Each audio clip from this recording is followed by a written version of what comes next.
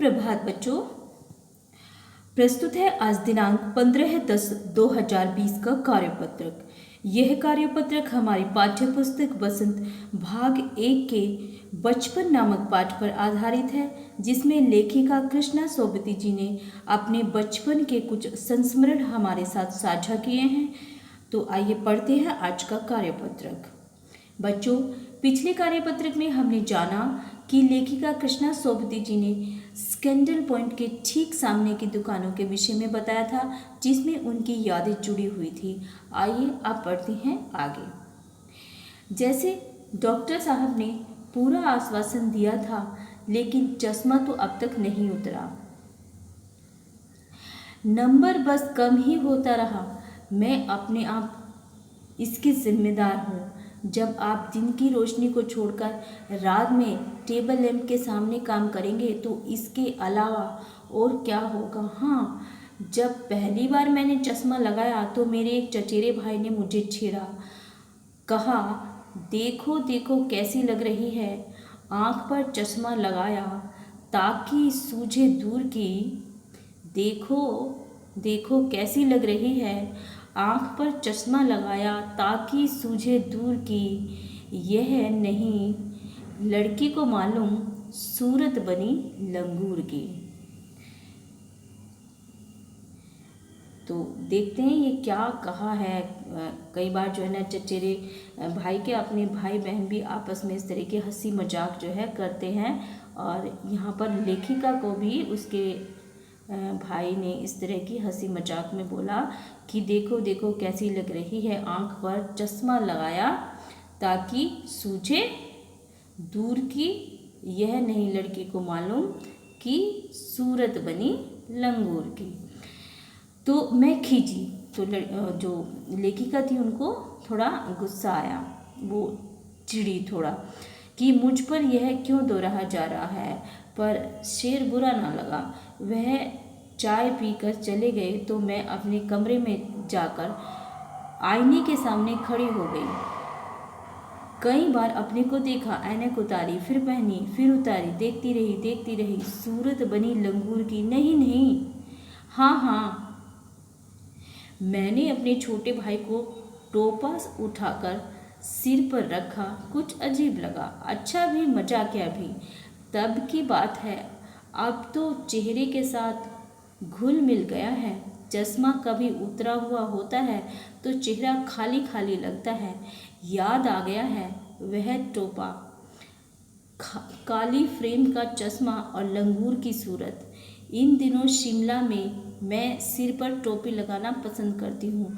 मैंने कई रंगों की जमा कर ली है, कहाँ दुपट्टों का ओढ़ना और कहाँ सहज सहल सुभीति वाली हिमाचली टोपियाँ। तो लेखिका यहाँ अपने बचपन के दिनों को याद करके बताती है कि वो बचपन में जब उन्होंने चश्मा लगाया था तो पहली बार उनके जो चचेरे भाई थे, चाचा के बेटे थे, तो उन्होंने किस प्रकार के एक शेर बोल करके उनको चिढ़ाया था।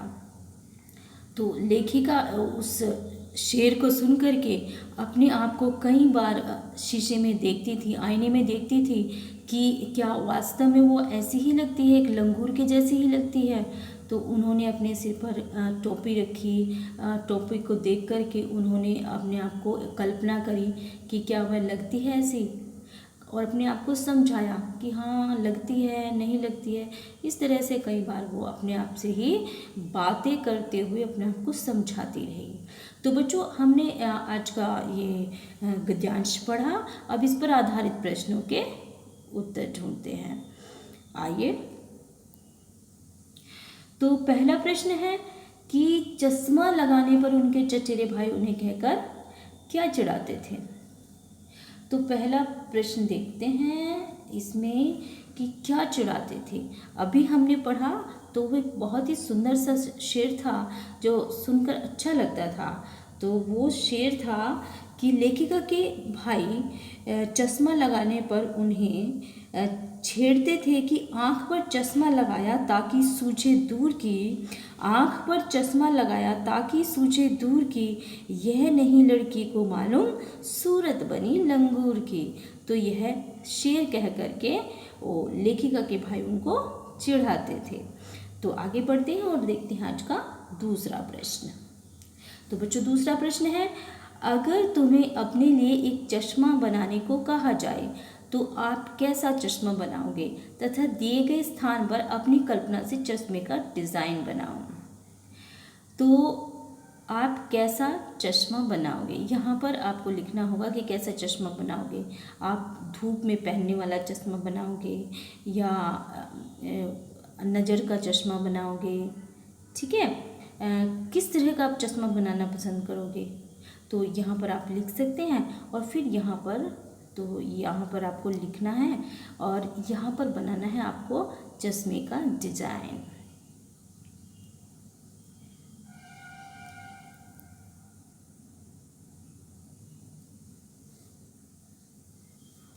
तो आइए बनाते हैं एक छोटा सा चश्मे का डिजाइन।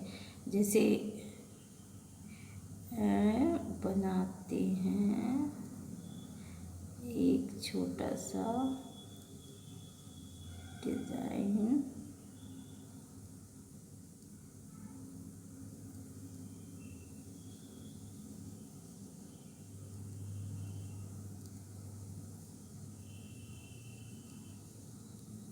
ये एक डिजाइन हो गया। तो आप भी इस तरह से जो आपको पसंद हो उस तरह का चश्मे का डिजाइन बना सकते हैं और यहाँ पर लिख सकते हैं कि कैसा चश्मा आपको बनाना है, कैसा चश्मा आप बनाना चाहते हैं। धूप का चश्मा, है ना, जैसा भी आपको चश्मा आपको पसंद है उस तरह का चश्मा आप यहाँ पर बना करके लिखिए। फिर अगला प्रश्न है बच्चों कि आपने बचपन के कोई रोचक घटना याद करके लिखिए। तो आपके बचपन होता ही इतना खूबसूरत है कि जीवन का सबसे खूबसूरत जो कोई हिस्सा होता है तो वह होता है बचपन। तो मुझे आशा ही नहीं पूरा विश्वास है कि आपके बचपन से भी कोई ना कोई ऐसी रोचक घटना अवश्य ही जुड़ी होगी कि जो आपको अब तक याद होगी और आप उसको ज़रूर दूसरों के साथ साझा करना चाहते होंगे। कुछ ना कुछ रोचक किस्सा तो आपके बचपन के साथ भी जुड़ा ही होगा।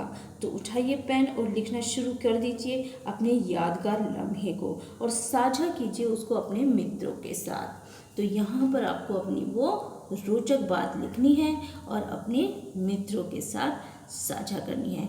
तो आइए अब जान लेते हैं कोविड-19 के संदर्भ में एक संदेश। तो बच्चों आज का संदेश है कि कोविड-19 के विरुद्ध लड़ाई में सुरक्षित रहने के लिए मास्क पहने। जैसे कि आपको अक्सर बताया जाता है कि कोविड-19 की इस लड़ाई में आपको मास्क ज़रूर पहनना है जिससे हम अपना बचाव कर सकें। तो इस संदेश को आप स्वयं भी ग्रहण करें और इस संदेश को दूसरों तक भी पहुंचाएं। तो आशा है कि आज का कार्यपत्रक आपको समझ आ गया होगा और आप इसको अच्छे से कर सकते हैं। तो आज के कार्यपत्रक में इतना ही। मैं मिलती हूँ आपको अगले कार्यपत्रक में। तब तक के लिए आप पढ़ते रहिए और स्वस्थ रहिए।